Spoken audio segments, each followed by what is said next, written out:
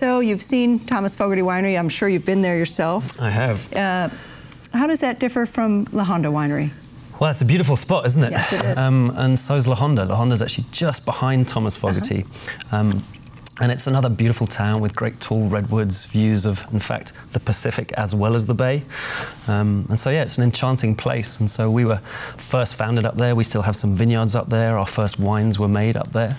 But then about, 8 or 9 years ago, we decided it would be good to move down the hill and be an urban winery. Nice. And actually be really close to our community, even closer to our employees and people that we want to share time with. So that explains why it's called La Honda. Indeed, but you're yeah. actually headquartered or located in Redwood City. Exactly. Okay. Yeah, we figured out that we only have to carry a bunch of grapes once a year to the winery, so why not put the winery where we want it to be rather than right next to the vineyards, particularly because we've actually got something like 42 vineyards now. Wow. Both up in La Honda, but also up here and closer to Woodside and even Hillsborough, and then right the way down the south and kind of end of the mountain range in Saratoga and Los Gatos. Wow, so you have them all over. Yeah. And what about you personally? How did you get involved in the wine business? Well, my father was in the wine business. Yeah, he would, I think, be somewhat proud of me, but primarily because he was in the business for 40 years and he passed away just before I got back into the wine business. Wow. Just a few years ago, I got into business with Ken Warnick, who is the founder of our company, a guy I'm sure you know well. Yes, I do. Very much a kind of a local character and a local kind of leader of the industry here locally. And he started managing vineyards locally 20 plus years ago. And there's, as you know, some just stunning vineyards in the area. Yes. And some of the vineyards we look after are 40, 50, 60 years old. And they hail back to a time when Silicon Valley was actually dotted with vineyards up and down, way before kind of, you know, the Facebooks and the Apples. It was fields and fields of vineyards. .vineyard as opposed to .com, exactly, right? Yeah, well said. Exactly. So he started managing these vineyards, and after a while, the vineyard owners said, well, you seem to do a fantastic job at this, but can you now please make our wine for us? And that was basically his start into winemaking as well as vineyard management. And having done that successfully for a while, he looked for some partners, and that's how I got involved, and also how Colin McNanny, who's now our head winemaker, got involved. So it's the three kind of musketeers, basically. I see.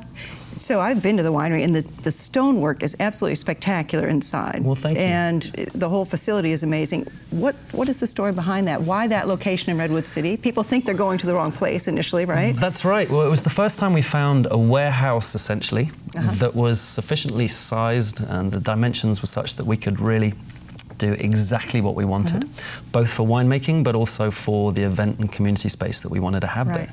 So we have just a fantastically kind of proportioned crush pad and fermentation area and barrel rooms and case storage rooms, but we also have this just beautiful kind of, 35, 40 foot high ceilings and you know, a 200 foot long grand hall. Yes. And so we've set up the bar and the gallery around that, and also, as you said, mentioned, you know, filled it up with stone and wood and all sorts of things, so that when you walk through the door, you really feel like you've been transported back to wine country, even though you just stepped off a sidewalk in Redwood City. Yes. So we have a lot of fun with that, and it's great to see people's slight kind of surprise slash elation when they walk through the door. And we have all just a huge variety of events there. We sometimes have small, intimate dinners with 20, 25 people, but typically it's, again, the Facebooks, the Apples, the EAs, the Oracles coming down there and using the space extensively because it's right on their doorstep. Yes. And it means that they can have a really fun day where they're either having a holiday party or they're having a team building event or they're doing whatever. So yeah, we have a lot of fun there. It's great. So, David, will you tell us a little bit about your wines?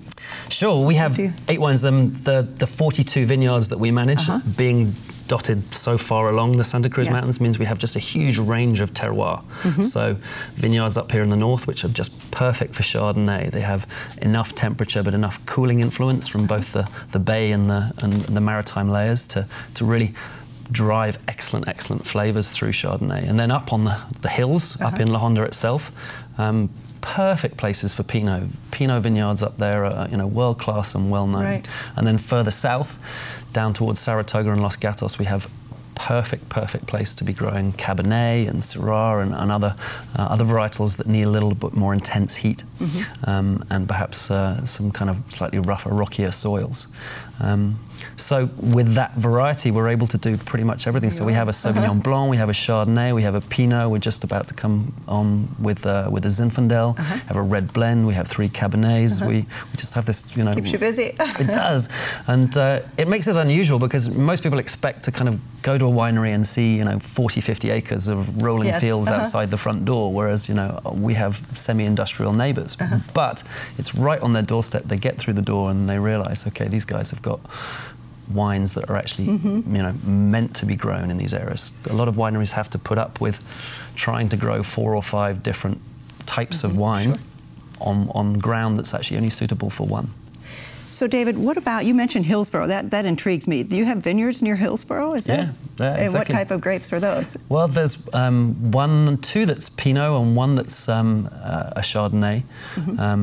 And yeah, there's the kind of the northern end of that that area, even up to Atherton or north of Atherton, and right down that side of the 280. There's some very, very beautiful vineyards. As you know, there's some just fantastic estates that are sumptuous and kind of, you know, some of the most valuable property on the planet.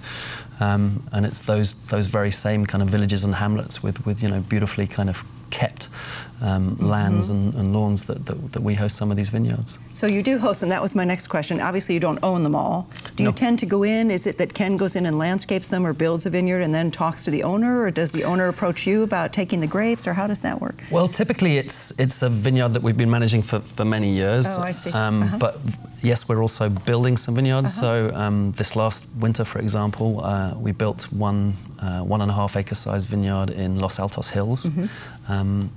A gentleman had bought a property. He was building himself a home. There are several acres there. He effectively has a kind of a landscaping problem, if you like. What to do with all this land, how to make the most of the property, how to make the property feel natural and you know, kind of a gentle place to be. And we have not just a solution to that, but also a desire to grow grapes on what is perfect soils, you know, with full exposure to the sun and some of the best soils in the area. So yeah, it's a kind of a partnership, if you like. He wants some fantastic you know, beauty on his land, and we want some vines, and so we work together and sort that out. So yeah, we're building vineyards as well as managing kind of pre-existing and kind of semi-historic vineyards. So no doubt you get a lot of wine experts who come in. What about people who are not experts about wine? Well, I think that's the more fun. I mean, my father was in the business for 40 years, kept on saying that, you know, his favourite word for wine was drinkable, and if wine was really good, that was almost his highest praise for it. And I think that speaks to some of the simplicity that we should all try and approach wine. It should be about what you enjoy, rather than what you know. It should be about what your impressions are rather than what somebody tells you they are.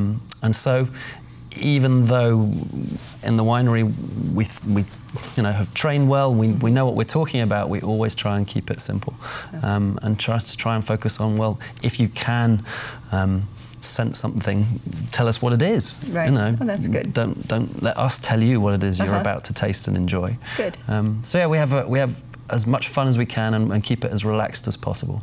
What about wine tastings? I know you're not open to the public every day for that. Is that right? We're not. No. Primarily because we're doing so many events, and there's the strong demand for people, both corporations and individuals, who want to have parties there and the like. But when we are open to the public, it's typically once a month, the 3rd Saturday of each month. It's great because the whole community gets back together, comes through the door and says, oh, I always wanted to look in here, I always wanted to see this, I always wanted to taste your wines, I saw that vineyard on that, you know, up in that estate on the corner of the hill. And so they get to kind of come in and you know, really feel part of it. So that's great. Well, David, I love your enthusiasm and your passion for what you do, and thank you so much for joining us here today. Thanks for having us.